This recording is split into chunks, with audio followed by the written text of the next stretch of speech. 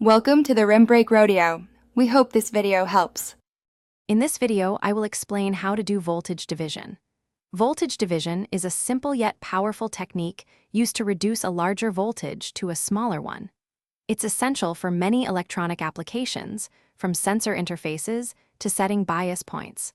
We'll cover the core formula and walk through practical examples, ensuring you can confidently apply this concept in your own projects.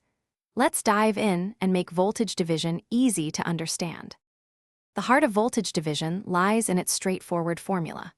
Imagine you have two resistors, R1 and R2, connected in series across an input voltage, Vin.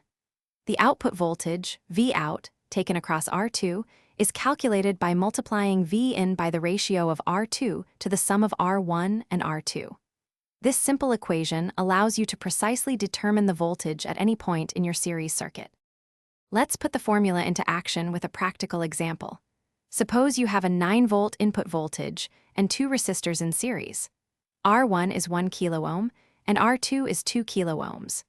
Using our formula, Vout equals 9 volts multiplied by 2 kiloohms divided by the sum of 1 kiloohm and 2 kiloohms.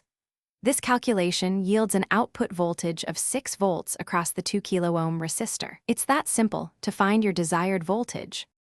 When designing with voltage dividers, remember a few key tips. First, select resistor values that don't draw too much current from your power source, which could lead to inefficiency. Also, be mindful of any load connected to your output, as it will effectively be in parallel with R2 and alter your calculations.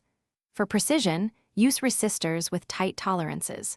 With these considerations, you'll master voltage division for reliable circuit performance. Thanks for watching. Consider subscribing if we helped you.